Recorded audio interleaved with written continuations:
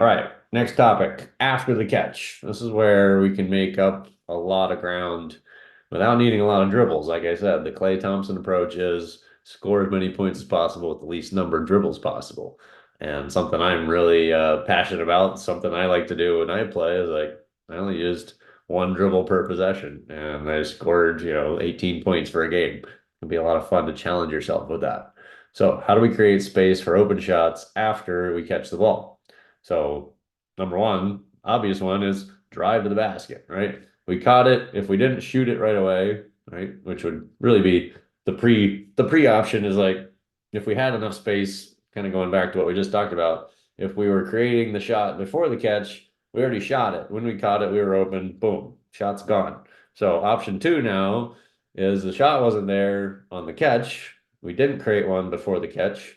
And now the first option should be drive to the basket. So thinking about we're either creating space or we're attacking space, we kind of created space by drawing a defender out to us. In this scenario, at the catch, he's right there in our face. We couldn't shoot it.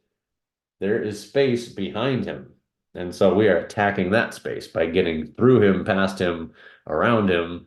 We are getting to the basket as much as possible. And, if you do the simplest form of basketball is catch and shoot threes, rip and drive layups. Like if you just get those two shots, you're going to have a pretty successful basketball career. But basketball gets complicated. There's more people in your way. Hopefully not teammates, but more defenders in your way. And so mid-range becomes another possibility where I think of it as the space is now between defenders. So instead of I'm getting past my defender and there's space all the way to the basket. There's nobody else there to help stop me. Like I'm going to the basket. Mid-range is I'm getting past my defender, but there's maybe one or even two guys at the rim. Like the big and ugly trees are there. I'm not going to go crash into them trying to drive if there's space between, like line one was my defender and line two of defense is at the charge circle. Mid-range is where we can actually pull up and create space and kind of create and attack it at the same time, right? We're seeing it, attacking it, and getting enough space created so that we can get up into our pull-up and shoot between defenders without that defender contesting or blocking us. And then the third option is the three-point line, actually what we call a stay behind three-point shot. So again, it's not off the catch because that opportunity was already passed, but creating space on the front side of the defender. If the defender's back is to the basket, that's how I think about it. Behind the defender is behind their back, like to the layup. In front of them is between me and defense. There's some space. If I can create space there, then I can hopefully get a shot. And a lot of that is situational context dependent, where they're flying at us so hard and sideways usually that we can't get an open three, but we could sidestep, stay behind the three, and still get a three-point shot because they kind of took themselves out of the play, closing out too hard, trying to block us kind of scenario. So let's see what each of those looks like breaking down. So driving to the basket, we've got some possibilities out of that. So again, attacking the space behind the defender, we could go straight to the rim. We're kind of going through the defense. Like that's the most simple. Then we could have a need to change direction, like maybe help defense is coming late to defend that space that we were initially attacking. So we need our counter moves, which we've worked on a bunch already. We need our Euro step and our wrap around and our crossover and our spin. Like we need to pull out some option to change direction and get around the defense, but still get to the basket. And then third one is a floater, thinking about over the defense. So I kind of separate that. It's a little bit of gray area between like mid-range pull-up and floater. Like some of those can cross over. Like you might shoot a deep range floater, which would be more mid-range, and you might shoot a short range pull-up, which would be more like near the basket. But I like floater as its own category. It's kind of like if there were four different levels here, floater is not a layup right at the backboard, but it's still at the rim. And we're going over the defense. So we're not going through them to get all the way to the backboard. We're not needing to change direction around them. We're just going over them. And very useful tool to have as a way to create a shot after a catch. And again, with limited dribbles, usually one, maybe two to get to a floater. And you can be very effective with that. Next is mid-range. So I think about this as a couple different ways to do this again. So we're creating space between two lines of defense. A one dribble pull up would be, again, the most simple, probably the most consistent, and therefore the highest probability, highest percentage shot you're going to get in this category. Second would be a two dribble pull up, which we've worked on a little bit as part of our change of speed ball handling week, right? Attack with some speed, hesitate, and then a second dribble pull up. And we can do that straight or we can do that as a crossover. And again, create space for ourselves to get a shot off pretty effectively. New one we're going to talk about is really another finish, but typically from deeper range. And so why I put that one in the mid-range category is we're taking it off our second step where we normally attack dribble plus second step plus third step before we jumped. We're gonna attack dribble jump.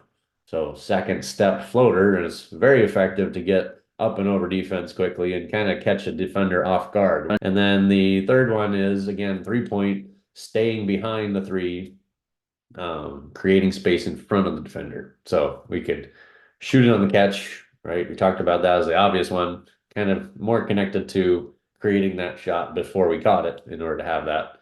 So attacking the space we had already created. Step back dribble would be next option, which I'll get into a little bit more. But if we do a step back, my favorite way is to be a threat to shoot it, but actually use it as bait. And so I actually gonna make a t-shirt at some point that says my step back is bait because I just want to get that defender lunging out at me when I step back so I can actually get through them and go get a layup again. It's a far better outcome, probability, percentage, value of a shot than actually shooting the step back because we're moving backwards and probably contested. It's a low percentage shot for most players. I like to use it to just bait that defender out at me and get through them. And then the third one again is our sidestep dribble. So where a defender is in a flyby scenario, he's running out at us, flying past us to try to get a block. We are simply dribbling and stepping straight sideways. So it's not a mid-range shot, and we're still getting 3 points for it, but we're creating a little bit more space away from that defender so we can get a better shot. So let's see what each of these looks like. We're going to see the two-step floater first. So here I'm going to my left. I'm shooting it right-handed. We're doing this just from a spot-up catch. Then on our inside pivot catch, I'm going to go step back, pulling it back into a shot for a first option. We're going to build a lot of different pieces out of this same scenario. Again, using the step back as bait. If I can hit it, then defender's got to defend it. But now I can use it against him as my bait. And so we're going to show here step back and then cross over into pull up, again, creating and then attacking space, which I think is really what I'm arriving at is the reason why creating shots off the dribble is so popularized is that we're doing both of the factors that I brought up, which is creating and attacking space almost simultaneously. Like you can create a little bit of space with a step back, you can attack that space right away, and suddenly you've created multiple decisions a defender has to make to keep up with you and create space. So we're showing step back to crossover, step back to in and out. Really, a lot of different fun combinations you can get out of this. You're pulling that defender out, you're moving them sideways, you can pull up over them, cross, and get past them. I had fun demonstrating this one, just getting into the step back mode. And then the side step three. So looking at the simplest version here is I catch it in my stride stop. My right foot is free, and I'm just dribbling to step right, left to my right. And then if I need to go left, again, same scenario on the catch. My right foot is free. I'm going to do a little bit of crossover step to stay behind it. Let's see this again. If the ball's coming from the right, you can imagine defender coming from the right, actually flying past my left shoulder going toward the sideline. And so my sidestep is just going to be moving away from them. They're flying past my left, I'm sidestepping to my right. And then the reverse is true. If my pass comes from the other side of me, defender's coming from that side of me, I'm going back toward the pass in this scenario because the defender's flying across me to try and take away the shot. And it takes a little practice to get that footwork, but setting yourself up to be able to maintain your 3-point potential shot and maintain the space. If there's a lot of defense packed in the paint and the defender's flying at you, it's a great one to be able to get a 3-point shot off and not feel like you have to rush the catch and shoot just because the defender is coming at you. You don't have any other option. You can kind of reset yourself with a dribble and get some new space and a new potential shot out of it.